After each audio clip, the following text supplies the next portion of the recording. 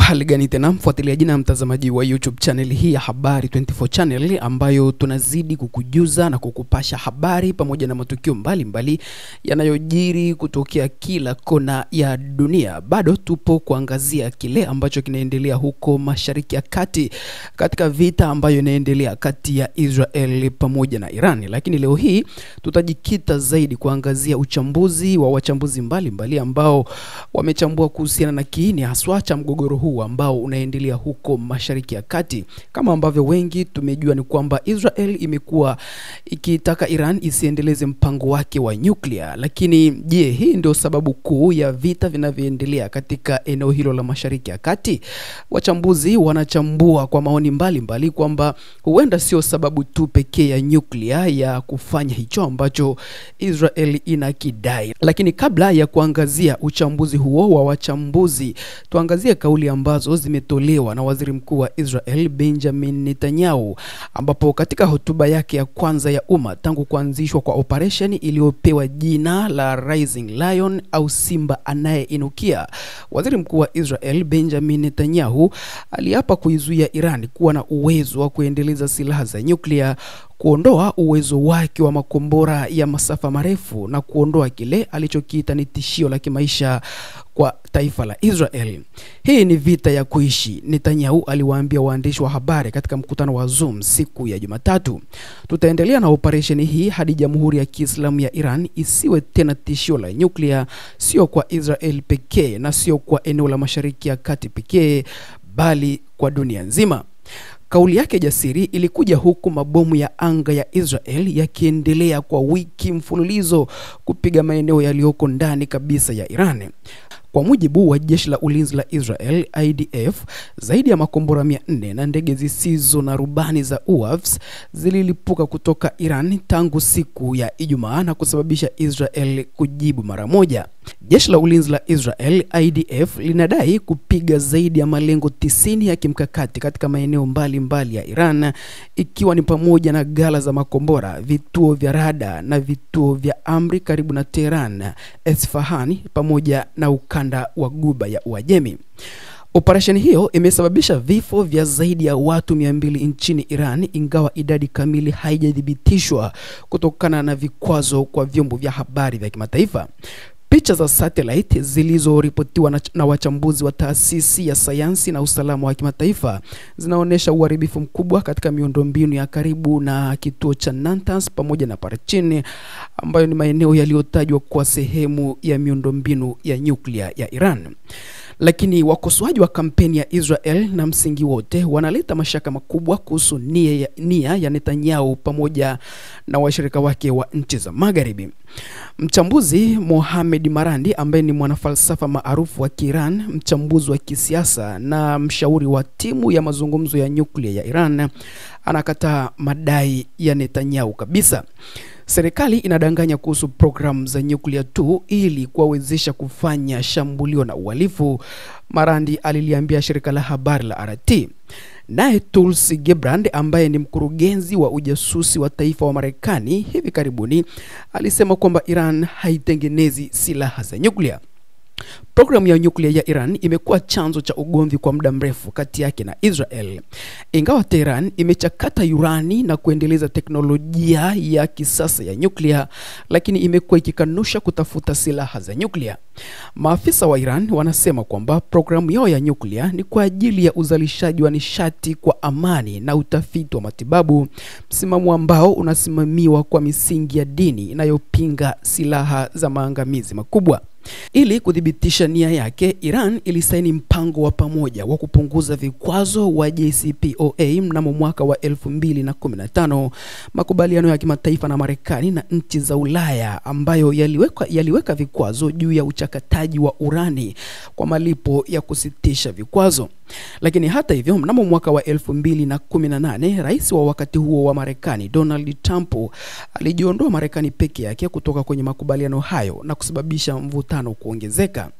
Tangu wakati huo, Tehran imewaruhusu wakaguzi wa kimataifa kutoka shirika la kimataifa la nishati ya atomiki la IAEA kupata ufikiaji mdogo wa miundombinu yake, lakini Israel bado haijaridhika kabisa.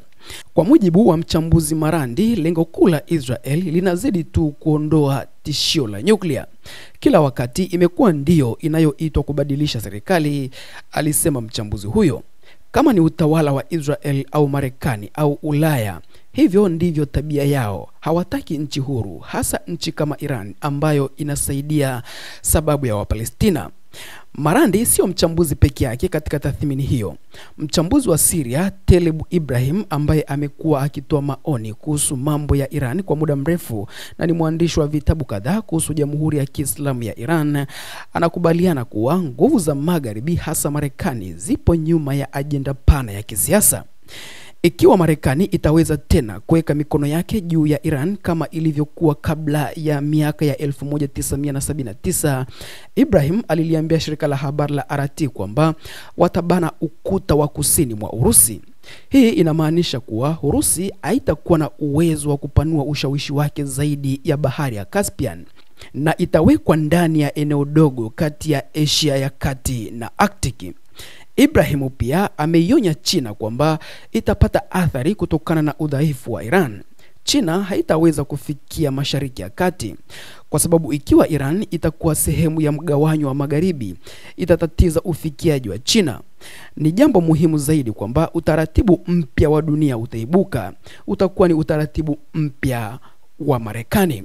Ibrahim anaamini kwamba huu si mzozo wa kikanda tu, bali ni sehemu ya mkakati mpana wa kurejesha ubepari wa Marekani. Kufanya Marekani kuwa kubwa tena ni kurejesha udhibiti wa Marekani kote ulimwenguni. Vita hii inayoendelea huko nchini Irani ni sura tu kati ya mpango huo wa Marekani. Lakini rais wa Marekani Donald Trump hadi sasa amejiepusha na operation ya Israel, akisema malengo ya Marekani ni kujilinda tu na ahadi kwamba hatazama katika vita vyovyote. Lakini hata hivyo, mchambuzi Ibrahim hajaridhika sana na kauli hizo za rais wa Marekani Donald Trump. Kistrategia, ikiwa unataka kuanzisha vita, zungumzia amani, anasema mchambuzi huyo. Marekani inaandaa vita kubwa sana, kwanza dhidi ya China, kisha dhidi ya Urusi. Baada ya hili watajaribu kuunda karne ya Marekani. Serikali moja kwa dunia itatawala kutoka White House. Hilo ndio lengo la mwisho. Marandi pamoja na Ibrahim wanakubaliana kuwa kubadilisha serikali kwa nguvu nchini Iran kutasababisha vurugu kote katika eneo la Mashariki ya Kati. Kuanguka kwa serikali ya Tehran kunaweza kusababisha kugawanyika kwa Iran, taifa lenye makabila mengi kama vile Wakurdi, Waazeri, Waarabu pamoja na Walabchi wanaoweza kutafuta uhuru au kujitegemea katika pengo la mamlaka. Inaweza kuwasha vita za kidini kama ilivyotokea Iraq baada ya uvamizi wa Marekani mnamo mwaka wa 2003 na kutia hofu majirani dhaifu kama Iraq, Afghanistan na hata Uturuki. Zaidi ya hayo, miungano ya Irani na Hezbollah nchini Lebanon, Houthi nchini Yemen na wanamgambo wa Shia nchini Iraq na Syria ina maana kwamba kufeli kwa serikali ya Tehran kunaweza kusababisha ghasia zinazoruka katika eneo zima la Mashariki ya Kati. Soko la mafuta duniani ambalo tayari limeharibika linaweza kuona mshtuko mkubwa. Lakini wataalamu hao wote wawili wanashikilia kuwa matokeo hayo hayana uwezo mkubwa wa kutokea. Kubadilishwa kwa serikali kunawezekana zaidi nchini Israel na Ulaya kuliko huko Iran, mchambuzi Marandi alisema. Serikali za Magharibi zilishindwa na Urusi, zilishindwa na China na pia zitashindwa na Iran, anasema mchambuzi huyo Marandi. Ibrahim anakubaliana na Marandi kwamba haiwezekani kubadilisha serikali ya Iran kwa nguvu.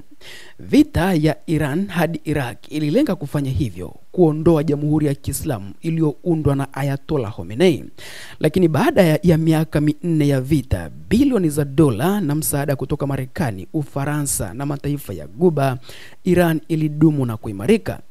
Njia pekee ya kubadilisha serikali ni kupitia watu wa Iran pekee. Na kwa sasa watu wa Iran wanasimama na viongozi wao, wanaamini wanapigana na shetani, Marekani ambaye ni shetani mkubwa na Israel ambaye ni shetani mdogo. Hivyo inawaunganisha na kuwapa nguvu wa Irani wote, anasema mchambuzi huyo Ibrahim. Tunapoendelea na kampeni hiyo na jamii ya kimataifa ikiangalia kwa wasiwasi, maana ya mzozo wa sasa hauko tu katika eneo la Mashariki ya Kati. Vita hii, Ibrahim anahitimisha kwa kusema kwamba utakuwa ni mwanzo wa dola mpya. Ikiwa Iran itaibuka, na naamini itatokea hivyo, hatimaye ulimwengu utarudi kuwa na nguvu nyingi. Hii ndio ndoto ya pamoja ya Iran, Urusi pamoja na China. Lakini ikiwa Iran itashindwa, sote tutaishi chini ya himaya ya Marekani. White House itatawala kutoka Washington hadi Beijing. Hili ni pambano la kihistoria, si tu kwa Iran bali kwa hatima ya dunia.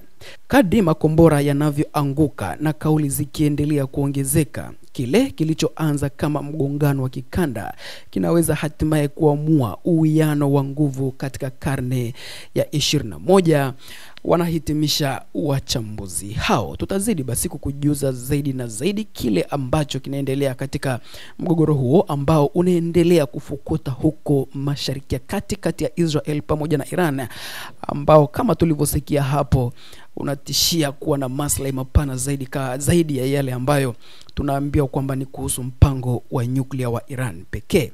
Hii ni Habari 24 Channel ambayo tunazidi kukujuza na kukupasha habari pamoja na matukio mbalimbali yanayojiri kutokea kila kona ya dunia. Kama bado huja subscribe kwenye YouTube channel hii, unaweza ukafanya hivyo kwa kubofya neno subscribe, na utaendelea kupokea habari pamoja na matukio mbalimbali yanayojiri kutokea kila kona ya dunia.